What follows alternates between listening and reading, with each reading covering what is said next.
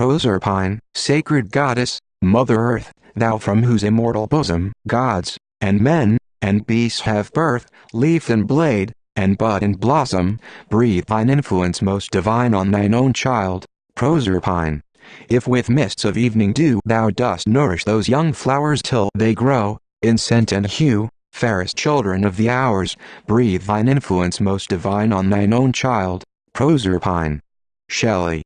The story of Persephone, of Proserpine, is a story of spring, when the sun is warming the bare brown earth, and the pale primroses look up through the snowy black thorns at a kind, blue sky. Almost can we hear the soft wind murmur a name as it gently sways the daffodils and breathes through the honey sweetness of the gold-powdered catkins on the gray willows by the river, Persephone.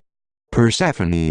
Now once there was a time when there was no spring, neither summer nor autumn, nor chilly winter with its black frosts and cruel gales and brief, dark days. Always was there sunshine and warmth, ever were there flowers and corn and fruit, and nowhere did the flowers grow with more dazzling colors and more fragrant perfume than in the fair garden of Sicily. To Demeter, the Earth Mother, was born a daughter more fair than any flower that grew, and ever more dear to her became her child, the lovely Proserpine. By the blue sea, in the Sicilian meadows, Proserpine and the fair nymphs who were her companions spent their happy days. Too short were the days for all their joy, and Demeter made the earth yet fairer than it was that she might bring more gladness to her daughter Proserpine. Each day the blossoms that the nymphs twined into garlands grew more perfect in form and in hue, but from the anemones of royal purple and crimson, and the riotous red of geraniums, Proserpine turned one morning with a cry of gladness, for there stood before her beside a little stream, on one erect, slim stem, a wonderful narcissus, with 100 blossoms. Her eager hand was stretched out to pluck it, when a sudden black cloud overshadowed the land, and the nymphs, with shrieks of fear, fled swiftly away. And as the cloud descended, there was heard a terrible sound, as of the rushing of many waters or the roll of the heavy wheels of the chariot of one who comes to slay. Then was the earth cleft open, and from it there arose the 4 coal-black horses of Pluto, neighing aloud in their eagerness, while the dark-browed god urged them on, standing erect in his car of gold. The coal-black horses rise. They rise, O mother, mother! Lo, she cries, Persephone, Persephone! O light, light, light! She cries, farewell!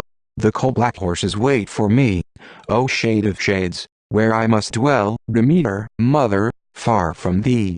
5. In cold, strong arms Pluto seized her, in that mighty grasp that will not be denied, and Proserpine wept childish tears as she shivered at his icy touch, and sobbed because she had dropped the flowers she had picked, and had never picked the flower she most desired. While still she saw the fair light of day, the little oddly shaped rocky hills, the vineyards and olive groves and flowery meadows of Sicily, she did not lose hope. Surely the king of terrors could not steal one so young, so happy, and so fair. She had only tasted the joy of living, and fain she would drink deeper in the coming years.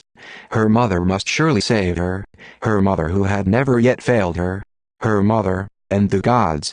But ruthless as the mower whose scythe cuts down the seeded grass and the half-opened flower and lays them in swaths on the meadow, Pluto drove on.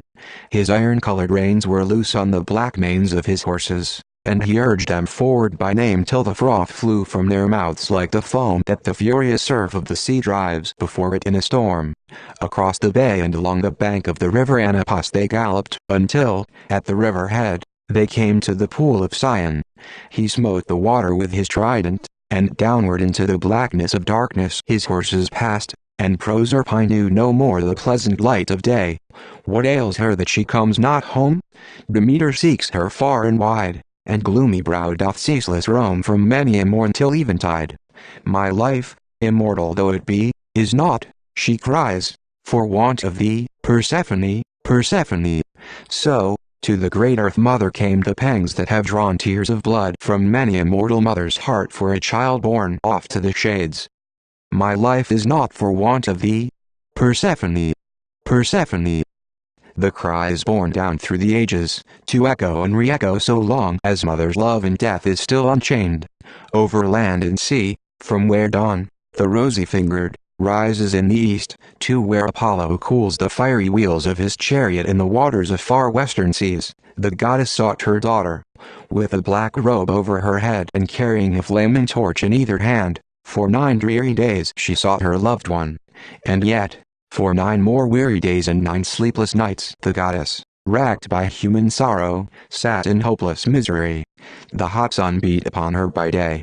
By night the silver rays from Diana's car smote her more gently, and the dew drenched her hair and her black garments and mingled with the saltness of her bitter tears.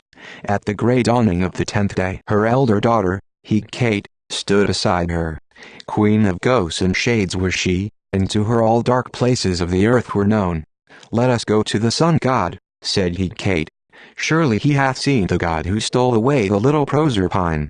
Soon his chariot will drive across the heavens. Come, let us ask him to guide us to the place where she is hidden."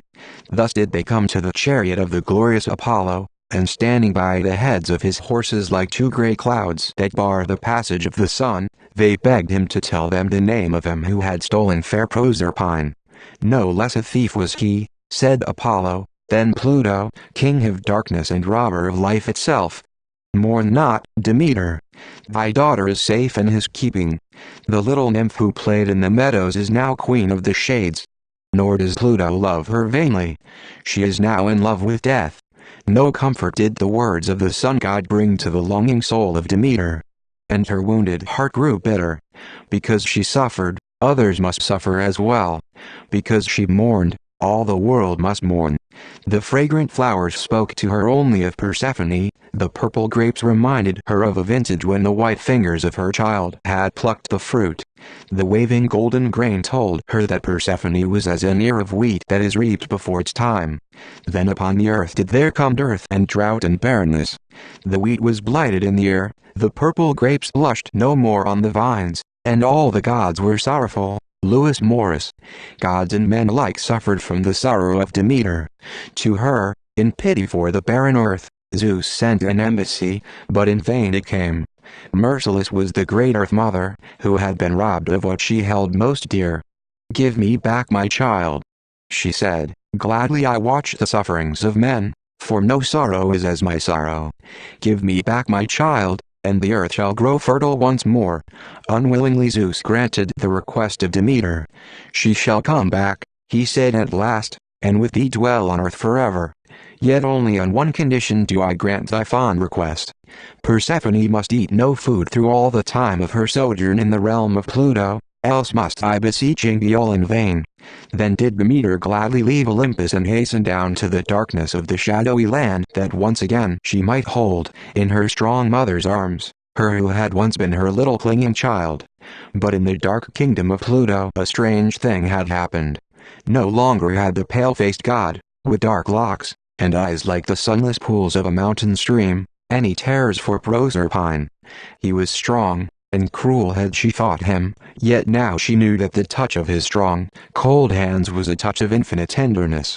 When, knowing the fiat of the ruler of Olympus, Pluto gave to his stolen bride a pomegranate, red in heart as the heart of a man, she had taken it from his hand, and, because he willed it, had eaten of the sweet seeds.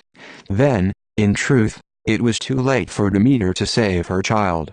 She had eaten of love's seed and changed into another. He takes the cleft pomegranate seeds, "Love, eat with me this parting day," then bids them fetch the coal-black steeds. Demeter's daughter wolds away. The gates of Hades set her free. "She will return full soon," saith he, my wife Persephone." Ingelo. Dark, dark was the kingdom of Pluto. Its rivers never mirrored a sunbeam, and ever moaned low as an earthly river moans before a coming flood, and the feet that trod the gloomy Cocytus valley were the feet of those who never again would tread on the soft grass and flowers of an earthly meadow. Yet when Demeter had braved all the shadows of Hades, only in part was her end accomplished.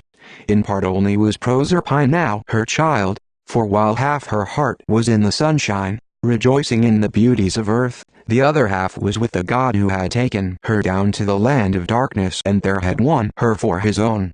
Back to the flowery island of Sicily her mother brought her, and the peach trees and the almonds blossomed snowily as she passed.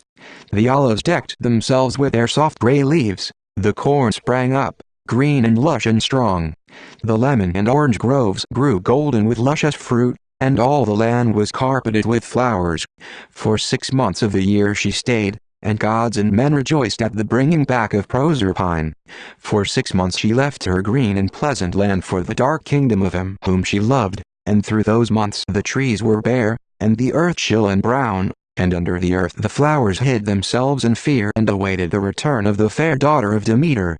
And evermore has she come and gone, and seedtime and harvest have never failed, and the cold, sleeping world has awaked and rejoiced, and heralded with the song of birds, and the bursting of green buds and the blooming of flowers, the resurrection from the dead, the coming of spring. Time calls, and change commands both men and gods, and speeds us on we know not whither, but the old earth smiles spring after spring, and the seed bursts again out of its prison mold, and the dead lives renew themselves, and rise aloft and soar and are transformed, clothing themselves with change, till the last change be done. Lewis Morris.